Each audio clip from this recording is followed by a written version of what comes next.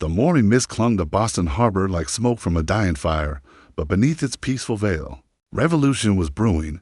It was April 19th, 1775, and the ancient cobblestones of the city still echoed with the footsteps of British regulars retreating from their disastrous march to Lexington and Concord. What had begun as a routine mission to seize colonial weapons had transformed into a nightmare of sniper fire and deadly ambushes that left over 200 of King George III's finest soldiers dead or wounded. General Thomas Gage stood at the window of Province House, his weathered hands clasped behind his back as he surveyed the city that had become his prison. The irony was not lost on him that Boston, once the jewel of British colonial administration, now served as a cage for nearly 9,000 of His Majesty's troops. Beyond the narrow neck of land that connected the peninsula to the mainland, an increasingly bold and organized colonial force was gathering like storm clouds on the horizon. The siege had begun almost accidentally. After the battles at Lexington and Concord, colonial militiamen from across New England had spontaneously converged on Boston,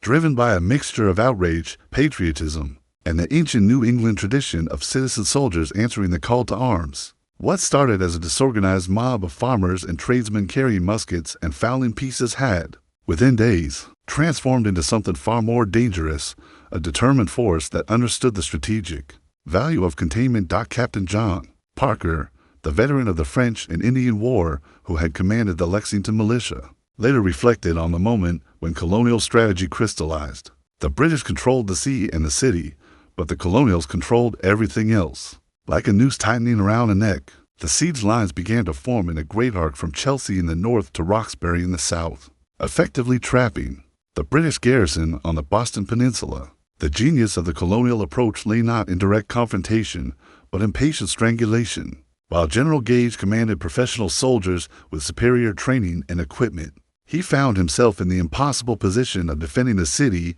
that depended entirely on supplies. From the countryside, he no longer controlled every pound of flour, every side of beef, every load of firewood had to come by sea, making the British force a hostage to logistics and weather, as referenced in David Hackett Fisher's comprehensive analysis. In Paul Revere's Ride, the siege represented a fundamental shift in military thinking that would define American strategy for generations to come. Rather than meeting the British in traditional European-style battles, where their superior discipline and training would prove decisive, the colonials chose a strategy of attrition that played to their strengths: local knowledge, popular support, and the ability to blend into the countryside like morning fog. The psychological impact was immediate and profound. For the first time since the French and Indian War, British authority in North America faced a sustained challenge that could not be dismissed as mere riot or rebellion. The siege transformed scattered acts of resistance into something that looked increasingly like organized warfare, and it sent a clear message to London that the crisis in Massachusetts was far more serious than Parliament had imagined. By late April 1775, as spring breathed life into the New England countryside, both sides began to understand that they were no longer dealing with a temporary disturbance, but with the opening moves of what might become a prolonged and bitter conflict that would test the resolve, ingenuity, and endurance of both empires and revolutionaries. The spring of 1775 brought more than warming weather to the hills surrounding Boston. It brought men. They came from Connecticut farms where the soil was still too cold to plow, from New Hampshire villages where the maple sap had just finished running, and from Rhode Island fishing ports where the winter storms had finally abated. By early May, nearly 16,000 colonial militiamen had gathered in the loose semicircle of camps that stretched from the Charles River to Dorchester Heights. General Artemas Ward, the Massachusetts physician-turned-soldier who found himself commanding this unlikely army, faced challenges that would have overwhelmed most military leaders. His men were enthusiastic but undisciplined, brave but inexperienced in siege warfare, and united by little more than their anger at British policies, and their determination to make the Redcoats pay for their march through Lexington and Concord. They had muskets but little powder, courage but no uniforms, and leaders chosen more for their local popularity than their military expertise. Yet within this chaos, Ward recognized something that European military theory had not yet acknowledged: the power of motivated citizen soldiers fighting on familiar ground for principles they understood. Unlike the professional armies of Europe, where soldiers served for pay and followed orders without question, These New England farmers and artisans had a personal stake in the outcome. They were defending their own communities, their own families, and their own vision of how free man should be governed. The British, meanwhile, found themselves in an increasingly desperate situation. General Gage's dispatches to London painted a grim picture of a garrison under siege by an enemy that seemed to grow stronger each day. Food was becoming scarce, fuel was running low, and the psychological toll of confinement was beginning to show among both officers and enlisted men. The proud regiments that had marched out to Concord with such confidence now found themselves reduced to the role of prison guards in their own quarters. The colonial strategy during these crucial weeks revealed an intuitive understanding of what would later be called asymmetric warfare, rather than attempting to storm the British fortifications in Boston, which would have been suicidal. The colonial forces focused on cutting off British access to supplies, intelligence, and reinforcement from the surrounding countryside. Every British foraging party that ventured beyond the city limits was harassed by snipers and ambushes. Every attempt to communicate with Loyalist sympathizers in the countryside was intercepted or disrupted. Most importantly, the siege demonstrated the colonials' growing sophistication in military organization. What had begun as a spontaneous gathering of angry farmers was gradually being transformed into something approaching a real army. Officers with experience in the French and Indian War, like Israel Putnam and John Stark, began imposing discipline and training on the volunteers. Engineers started planning proper fortifications. Committees of safety worked to ensure regular supplies of food, ammunition, and medical care. The psychological warfare was equally important. The very existence of the siege challenged fundamental assumptions about British power and colonial subservience. For generations, the colonists had accepted that they were subjects of the crown, dependent on British protection and bound by British law. But here, surrounding Boston, was visible proof that Americans could organize, fight, and sustain military operations independent of British authority. Word of the siege spread throughout the colonies with unprecedented speed. Letters, newspapers, and traveling merchants carried the news south to New York, Philadelphia, and beyond. In Virginia, a young surveyor named George Washington read reports of the siege with growing interest. In Pennsylvania, delegate to the Continental Congress like John Adams began to realize that the crisis in Massachusetts might require a continental response. The siege was becoming more than a local confrontation between Massachusetts rebels and British authority.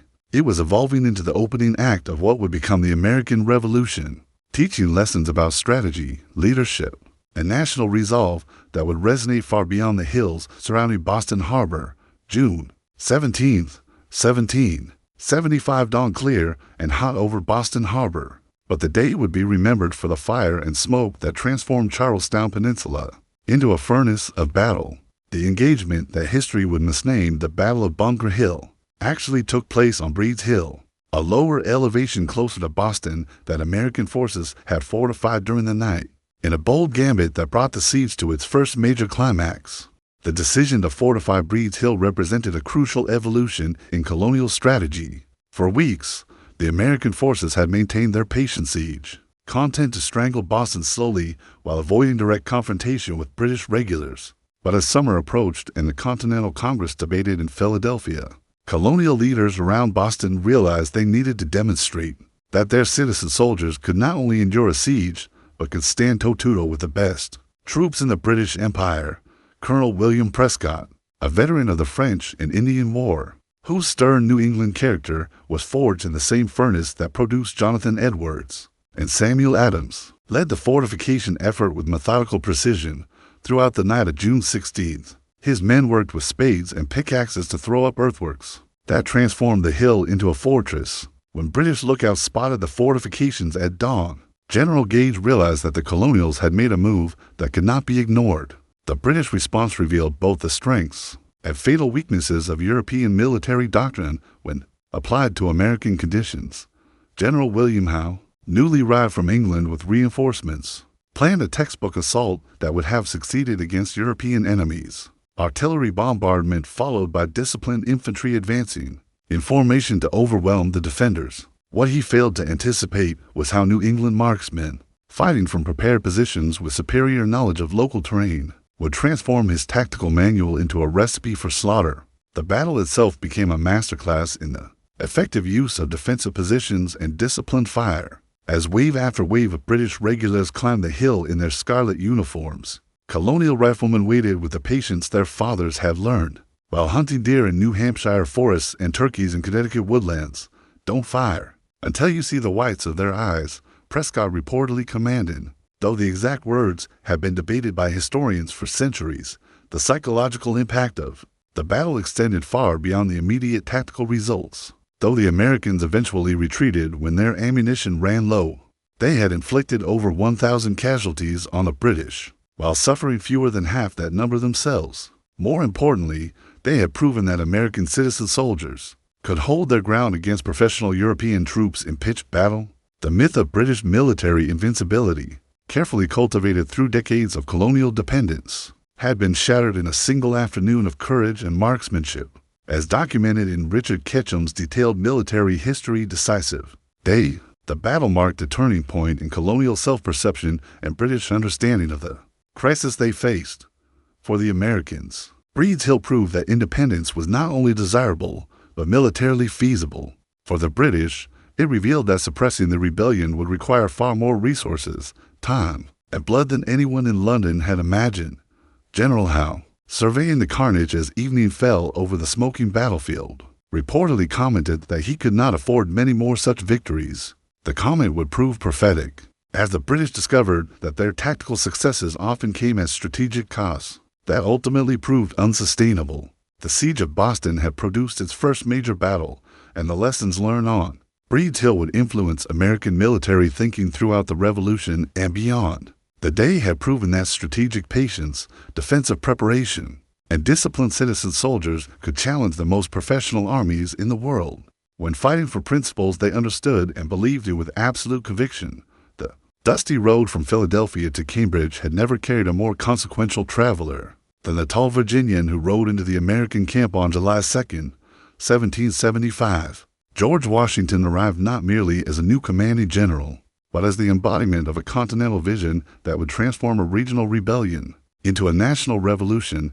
His appointment by the Continental Congress represented a deliberate strategy to expand the Siege of Boston from a Massachusetts affair into an American one. Washington's first glimpse of the army he was to command would have discouraged a lesser man. The 16,000 troops scattered across the siege lines lived in conditions that ranged from primitive to squalid. They had built shelters from whatever materials they could scavenge. Canvas tents, lindos made from boards and bark, and in some cases simple holes dug into hillsides. Discipline was casual at best, with men coming and going as their personal affairs, or their interpretations of their enlistments dictated. Yet beneath the surface chaos, Washington recognized qualities that European military theorists were only beginning to understand.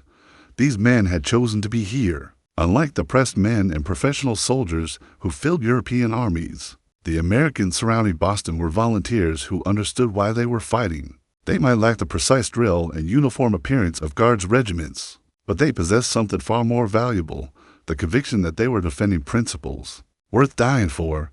The new commander's first task was to transform enthusiasm into effectiveness. Drawing on his experience from the Virginia frontier during the French and Indian War, Washington understood that American soldiers required a different kind of leadership than European troops. They needed to understand the purpose behind orders, to feel that their opinions were valued, and to see that their leaders shared their hardships and risks. Washington's organizational genius became apparent in his approach to the siege itself. Rather than simply maintaining the existing ring of fortifications, he began to think systematically about how to turn Boston into a trap that would force the British to abandon the city entirely. He ordered detailed reconnaissance of every British position, initiated regular artillery exchanges to keep the enemy off balance, and most importantly, began planning for the kind of decisive action that would end the siege on American terms. The general's correspondence during this period reveals his understanding that the siege was about much more than the fate of Boston. Letters to his wife Martha, to fellow Virginia planters, and to political leaders throughout the colonies consistently emphasized that the outcome in Massachusetts would determine whether American resistance could evolve from regional protests into sustained continental opposition to British policy. His strategic thinking was equally sophisticated. Washington recognized that time favored the Americans only if they used it wisely. A prolonged siege would eventually exhaust colonial resources, and enthusiasm while allowing Britain to bring its full military power to bear. But a premature assault would likely result in catastrophic losses that would end the rebellion before it truly began. The challenge was to find the decisive moment when American advantages could be pressed to maximum effect. The arrival of new artillery pieces, captured from British positions or manufactured in colonial foundries, provided Washington with new tactical options. More importantly, the steady stream of volunteers from throughout New England and beyond demonstrated that the siege had indeed become a symbol of continental resistance, rather than merely local rebellion. By autumn 1775, Washington had begun to transform the siege lines around Boston into something approaching a professional military operation. Regular drills, standardized procedures, and clear chains of command replaced the casual arrangements that had characterized the early months of the siege. The Army was learning to think of itself not as temporary volunteers, but as soldiers in a cause that might require years of sustained effort. The psychological transformation was equally important. Under Washington's leadership, the Americans began to see themselves not as subjects rebelling against legitimate authority, but as citizens defending their rights against tyrannical oppression. This shift in self-perception would prove crucial as the siege moved toward its dramatic conclusion in the winter months ahead. The winter of 1775 to 1776 tested both British and American resolve in ways that no summer campaign could have matched. As December snow began to accumulate around Boston Harbor, the siege entered a phase that would prove decisive not through dramatic battles, but through the grinding arithmetic of endurance, logistics, and national will. For the British garrison trapped in Boston, winter brought miseries that no amount of professional military training had prepared them for. Fuel became so scarce that soldiers began tearing down houses for firewood, gradually transforming entire neighborhoods into skeletal ruins. Food supplies depended entirely on ships from Halifax and New York, and winter storms frequently delayed or prevented deliveries entirely. Scurvy began to appear among the troops, and the psychological toll of confinement grew heavier with each passing day.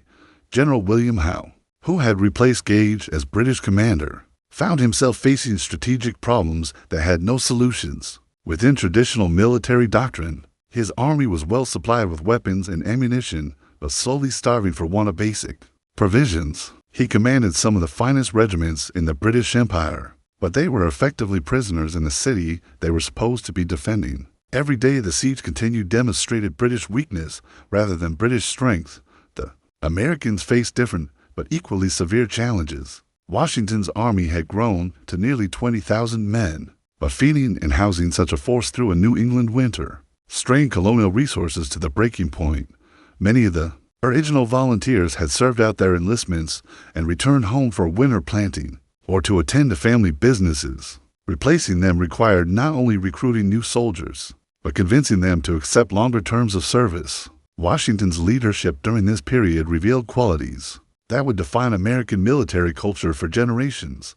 Rather than remaining in comfortable headquarters, he regularly visited the most forward positions, sharing the hardships of sentries who stood watch through blizzards and ice storms. His personal example of endurance and commitment became a rallying point for soldiers whose faith in the cause sometimes wavered during the darkest days of winter. The strategic situation began to shift dramatically in January 1776. With the arrival of artillery captured from Fort Ticonderoga, Henry Knox, the young Boston bookseller who had volunteered to transport the cannons across 300 miles of winter wilderness, had accomplished what professional military engineers considered impossible. 59 pieces of artillery, including massive siege guns capable of reaching any point in Boston Harbor, now gave Washington the means to force a decisive conclusion to the siege. The plan that emerged from Washington's councils of war represented a sophisticated understanding of psychological as well as military factors. Rather than attempting a costly assault on British fortifications in Boston, the Americans would seize Dorchester Heights, the commanding elevation south of the city that British engineers had inexplicably left unfortified. From these heights, American artillery could make Boston Harbor untenable for British shipping and the city itself uninhabitable for British troops. As documented in David McCullough's detailed account 1776, the fortification of Dorchester Heights required not only military skill, but remarkable organizational ability. The operation had to be completed in a single night to present the British with a fait accompli. they could not reverse. Washington's staff planned the movement.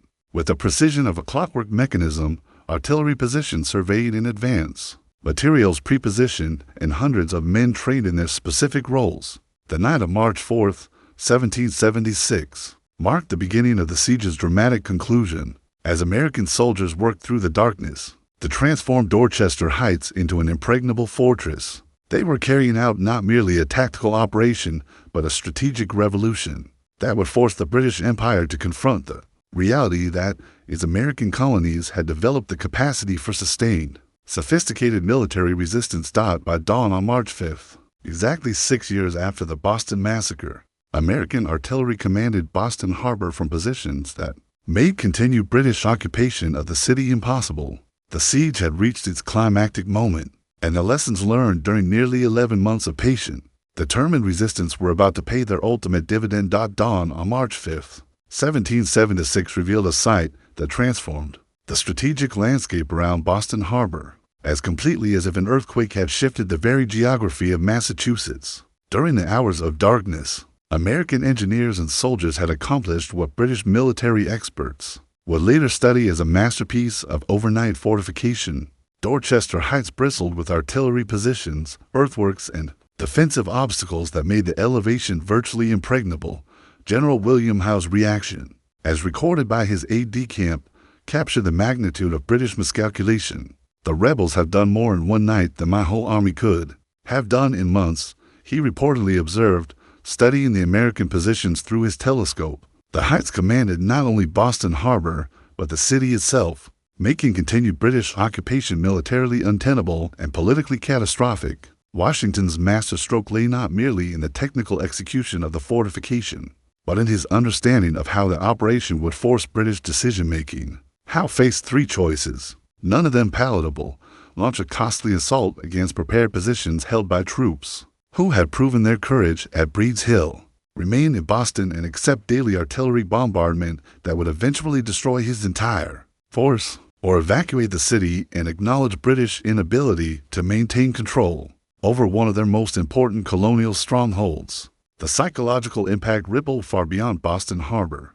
Throughout the colonies, news of the Dorchester Heights fortification spread with the speed of triumph. Here was visible, undeniable proof that American arms could not only resist British power, but could outmaneuver and outthink the professional military establishment of the world's greatest empire. The siege had demonstrated that independence was not merely a political aspiration, but a military possibility. British deliberations revealed the strategic bankruptcy that the siege had created. An assault on Dorchester Heights would require frontal attacks up steep slopes against entrenched defenders who had already proven their marksmanship and discipline. Even if successful, such an operation would likely cost more casualties than Howe's entire effective strength could sustain.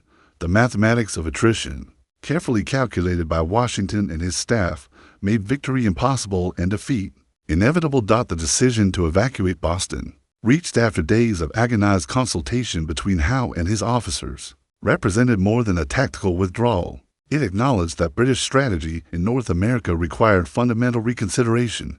The assumption that colonial resistance could be suppressed by occupying major cities and defeating rebel armies in conventional battles had proven false. The Americans had demonstrated that they could sustain organized military operations, coordinate complex strategic movements, and force professional European armies to abandon positions that should have been impregnable. Negotiations between Washington and Howe, conducted through intermediaries and with careful attention to military honor on both sides, revealed the transformation that the siege had worked on both combatants. The British agreed to evacuate Boston without destroying the city in exchange for unmolested withdrawal. The Americans, showing the magnanimity of victors, accepted terms that allowed their enemies to depart with dignity intact. The evacuation itself, carried out over several days, in March 1776, became a symbol of revolutionary success throughout North America. British ships loaded with troops, loyalist civilians, and military supplies gradually abandoned the harbor that had been the center of royal authority in New England for over a century. With them went the illusion that American resistance could be easily suppressed or quickly defeated. Washington's troops, entering Boston as liberators rather than conquerors, found a city transformed by nearly 11 months of siege. Buildings had been torn down for fuel, neighborhoods had been converted into military installations, and the population had been reduced to those whose loyalty to the crown outweighed their attachment to their native soil. Yet the city survived, and its liberation became the first major victory of what was already being recognized as a war for American independence. The siege had taught lessons that would influence American strategy throughout the Revolution. Patience could triumph over aggression, citizen soldiers could outfight professional armies under the right conditions, and strategic thinking could overcome tactical disadvantage. When combined with national determination and skilled leadership, the evacuation of British forces from Boston on March 17, 1776, marked more than the end of an 11-month siege. It concluded the first great strategic victory of the American Revolution and established principles that would guide American military thinking for generations. As Washington's troops marched into the liberated city and civilians emerged from cellars and hideouts where they had waited out the British occupation, the lessons of the siege began to crystallize into doctrines that would shape the character of American arms. The most fundamental lesson concerned the power of strategic patience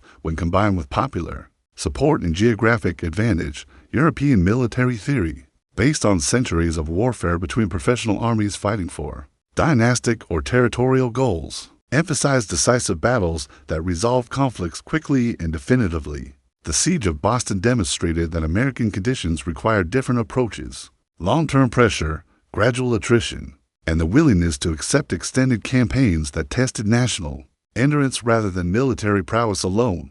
Washington's leadership during the siege established patterns that would define American military culture throughout the Revolutionary War and beyond. His combination of professional competence and Republican virtue, his ability to inspire citizen soldiers while maintaining military discipline, and his understanding that American armies fought not merely for tactical objectives but for political principles that required explanation and justification to every soldier in the ranks, created a model of command that differed fundamentally from European precedents. The siege also revealed the importance of logistics and engineering in American military strategy. Knox's epic transport of artillery from Ticonderoga, the overnight fortification of Dorchester Heights, and the sustained supply of a 20,000-man army through a New England winter demonstrated that American success would depend as much on organizational ability and technical innovation as on battlefield courage. The Revolution was proving that free societies could mobilize resources and coordinate complex operations as effectively as monarchical states.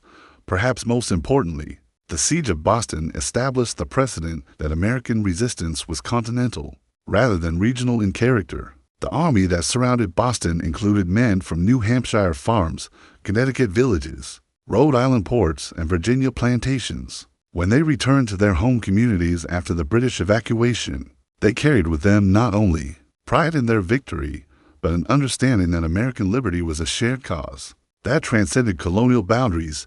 The international implications were equally significant. European powers, particularly France and Spain, had watched the siege with intense interest, calculating whether American resistance represented a serious challenge to British power or merely another colonial uprising that would be quickly suppressed. The successful conclusion of the siege, achieved through sustained military pressure rather than lucky accidents or British mistakes, demonstrated that the Americans possessed the strategic sophistication and national resolve required for effective resistance to imperial power. The lessons learned at Boston would be tested repeatedly throughout the war that followed. Valley Forge would challenge the endurance that had been proven during the winter of 1775 to 1776. Yorktown would demonstrate the decisive application of combined arms tactics that had been pioneered in the siege lines around Boston Harbor. The constitutional conventions that followed independence would grapple with questions about civilian control of military forces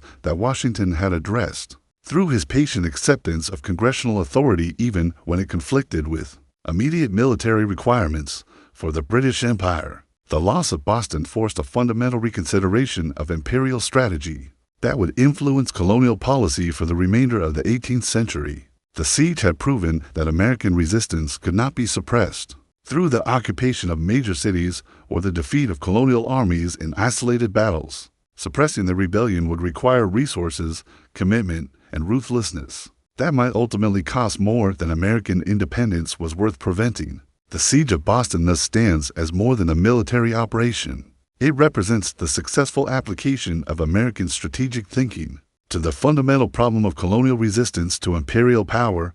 The patience, ingenuity, and determination that characterized the 11-month investment of Boston became hallmarks of American military culture, proving that citizen soldiers fighting for principles they understood could challenge and defeat the most professional armies in the world.